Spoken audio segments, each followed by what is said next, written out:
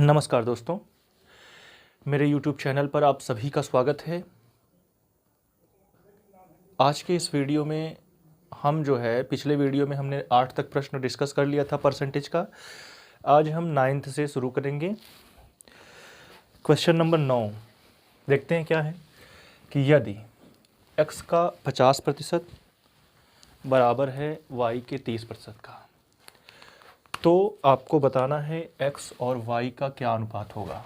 ठीक, तो ऐसे प्रश्नों को सॉल्व करने के लिए हमें क्या करना होता है कि जहाँ इसको पहले लिखें, जहाँ का लगा है, जैसे x है, का को गुणा 50% और परसेंट यहाँ भी है तो परसेंट को नहीं लिखेंगे, y का 30%। ठीक है, इसके बाद ये इससे कट गया, y को इधर लाएं तो क्या हुआ, x बटे वाई और 3/5, यानी जो इसका अनुपात है वो कितना है, 3:5। इसमें से 3:5 कौन सा है, ये, यानी ऑप्शन डी इसका क्या है, सही है। चलिए अगला प्रश्न देखते हैं कि अगला प्रश्न हमारा है 9th नंबर हो गया, 10th नंबर, कि किसी विद्यालय में कुल विद्यार्थियों का, जितने भी कुल विद्यार्थी हैं उनका 70% क्या है, लड़कियां हैं, और लड़कों की संख्या हमको दे रखा है कितना, 570, और हमसे पूछा क्या है कि कुल विद्यार्थियों की संख्या ज्ञात कीजिए। तो ऐसे प्रश्नों में जिसकी संख्या दिया रहे उसका प्रतिशत आपको पता करना होता है। जैसे 100% में अगर लड़कियां 70% है तो लड़के कितने परसेंट, 30%। 30% लड़के, लड़कों का परसेंट हमने क्यों लिखा, क्योंकि यहाँ पे जो संख्या दी गई है वो किसकी संख्या दी गई है, लड़कों की संख्या। इसका मतलब लड़कों का अनुपात परसेंटेज 30% और लड़कों की जो संख्या है वो कितना है, 570। तो 30% की जो वैल्यू है वो 570 है। तो हमसे पूछा है कुल विद्यार्थियों का। ठीक, तो इसका मतलब 100% की जो वैल्यू होगी वो कितनी होगी, 570। ये 30 आ जाएगा आपका नीचे और गुणा हो जाएगा कितने से, 100 से, यानी कि 0 0 से कटा, 3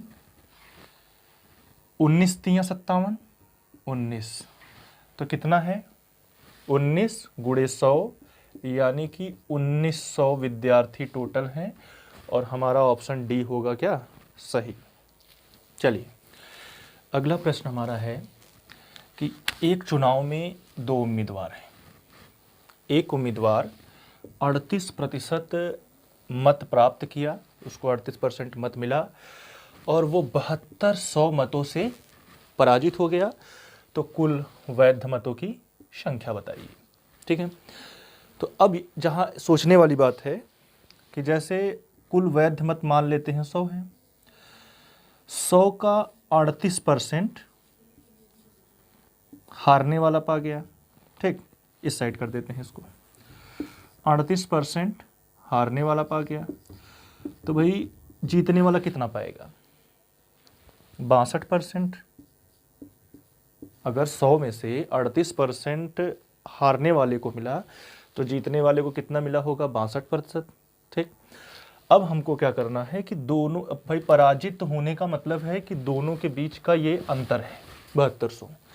तो आइए हम देखते हैं कि इनके बीच का अंतर 7200 के बराबर कर देना है। ठीक, तो 12 में से 8 गए तो 4 और 5 में से 3 गए तो 2, यानी कि 24% की जो वैल्यू है वो कितना है, 7200 है। इसका मतलब 100 वैध मत का मतलब कितना परसेंट, 100%। 100% का मतलब 7200 बटा में 24 गुणे कितना, 100, 24 तियाँ 72, 00। इसका मतलब 3 और उसके पीछे 4 जीरो का मतलब कितना, 30,000 वैध मत होंगे। यानी कि जो हमारा ऑप्शन डी है वो क्या है, राइट आंसर है। ठीक है, अगला प्रश्न हमारा है कि 300 का 25% का 20% क्या होगा। इसका मतलब है कि 300 लिखोगे, जहां का लगा है गुणा, 25% मतलब 25/100, का है तो गुणा 20% यानी 20/100। यहां तक की चीजें सबको समझ में आई। जहां का लगा है वहां सीधा सीधा गुणा लगाना है, और जहां प्रतिशत है प्रतिशत को हटा करके बटे में क्या करना है, 100 करना है। इसके बाद हम जीरो को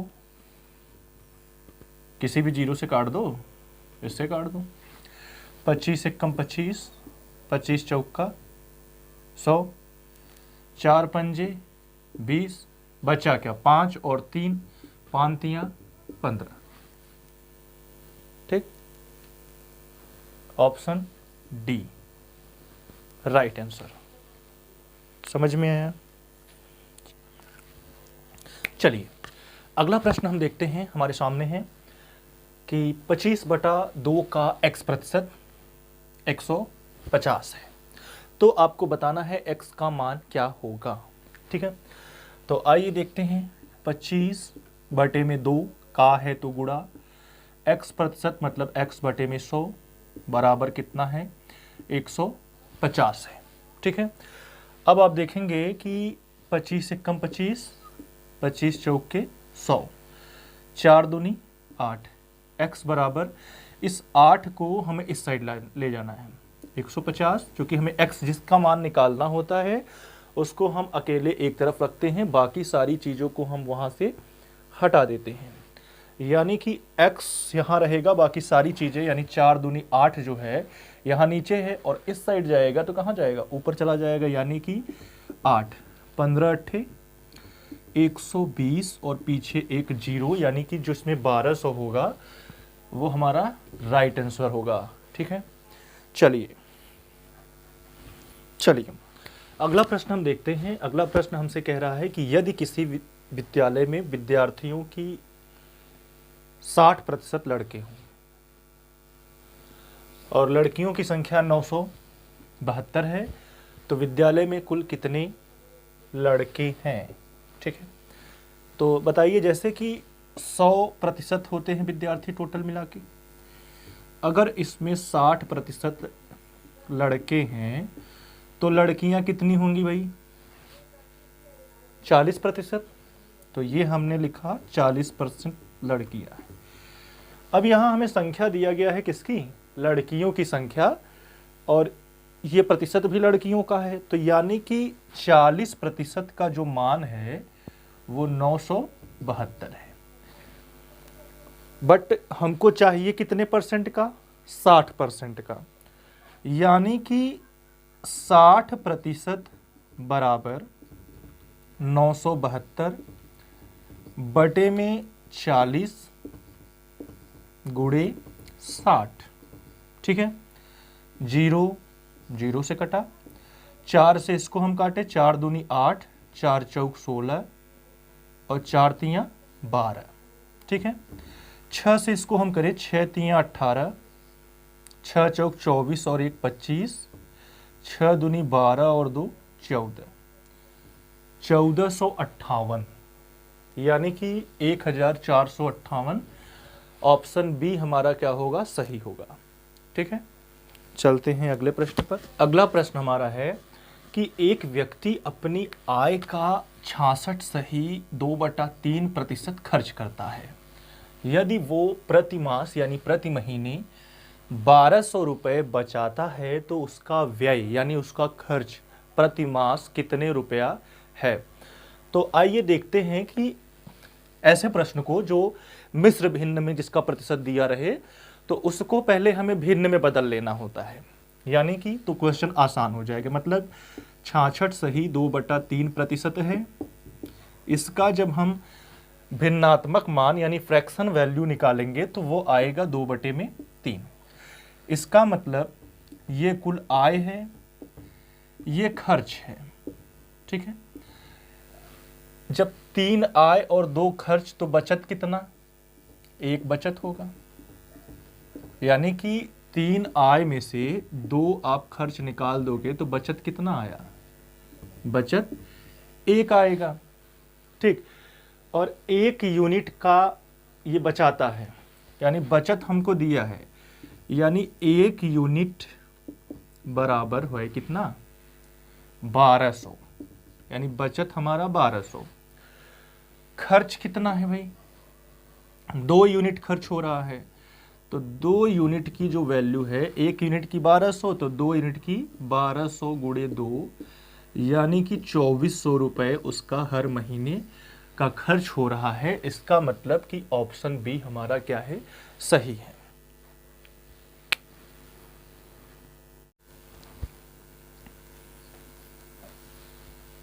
तो हम जितने भी आसान प्रश्न है अभी सॉल्व कर रहे हैं, और धीरे धीरे जैसे जैसे हम अगला वीडियो बनाते जाएंगे उसमें हम क्वेश्चन को थोड़ा कठिन बनाते जाएंगे, है ना।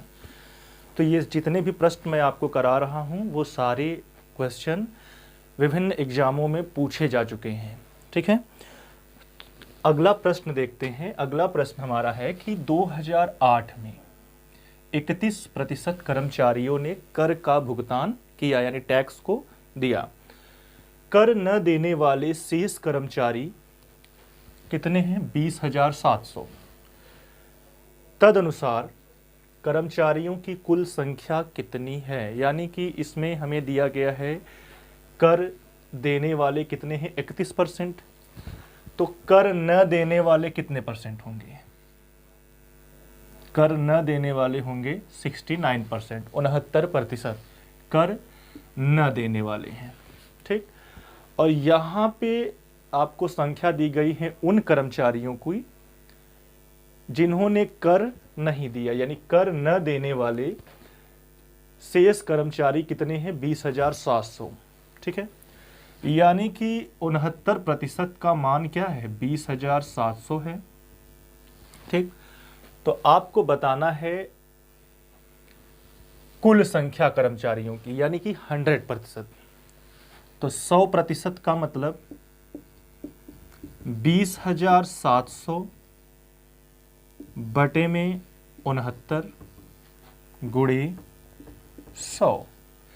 इसी को सॉल्व कर दें तो क्वेश्चन सॉल्व। जिसको डायरेक्ट सॉल्व करना आता है वो डायरेक्ट सॉल्व करेगा, यानी देखें 3 से कटेगा क्या, जैसे 69 है, 69 तियां, आप यहाँ पे देखा करो कि 9 के, जैसे ये 9 है, 9 के पहाड़े में 7 कब आता है, 9 तियां 27, यानी 3 बार।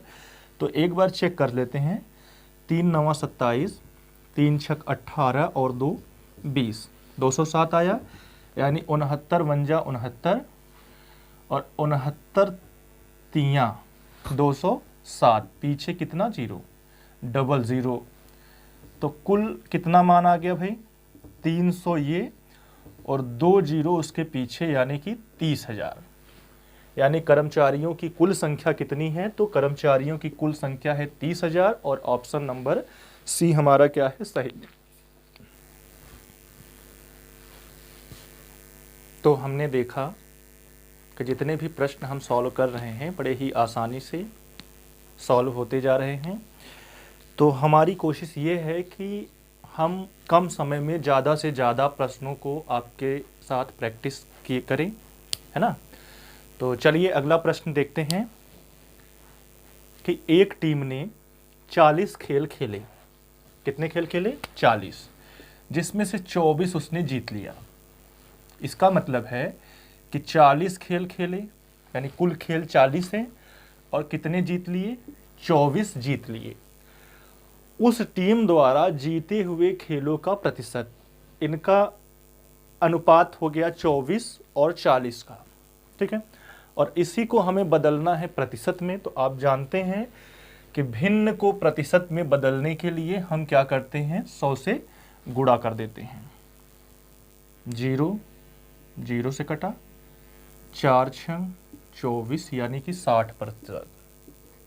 60%, यानी कि हमारा जो ऑप्शन सी होगा वो क्या होगा, सही होगा। ओके,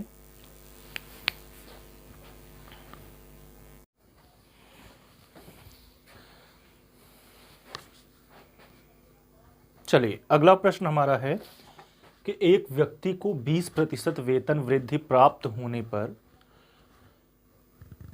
उसका वेतन 24,000 रुपये हो जाता है, ठीक है। तो ऐसे प्रश्नों को सॉल्व करने के लिए जैसे 20% वेतन में वृद्धि हो रहा है, इसका मतलब 20% का फ्रैक्शन वैल्यू भिन्नात्मक मान कितना होता है, 1/5 होता है।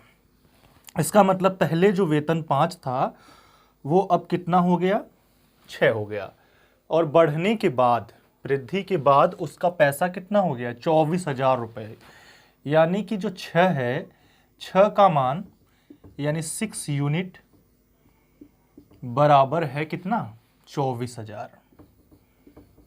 ठीक, तो हमसे पूछ रहा है कि उसका पूर्व यानी पहले वेतन कितना था, तो 5 यूनिट था, तो 5 यूनिट का मान कितना हो जाएगा, 6 यूनिट यानी 24,000, 1 यूनिट यानी बटे 6, और 5 यूनिट यानी 5 से गुणा। ठीक, 6 एकम 6, 6 चौक 24, यानी कि 4,000, और 5 से जब हम गुणा करेंगे, सॉरी यहाँ आपको दिखाई नहीं दे रहा होगा, चलिए इधर आ जाइए। 4,000 में जब आप 5 से गुणा करोगे तो 4 पंजे 20,000, यानी कि पहले उसका वेतन कितना रहा होगा, 20,000 रहा होगा। यानी कि ऑप्शन जो ए है वो हमारा राइट आंसर है। तो कैसा लगा आपको वीडियो? अगर कोई चीज़ आपको समझ में नहीं आया होगा तो आप कमेंट करके बताइएगा, और इसके साथ ही साथ आगे के प्रश्न हम अगले वीडियो में आपको बताएंगे। तो वीडियो को लाइक, शेयर और सब्सक्राइब करना ना भूलिएगा, है ना। Okay, thank you.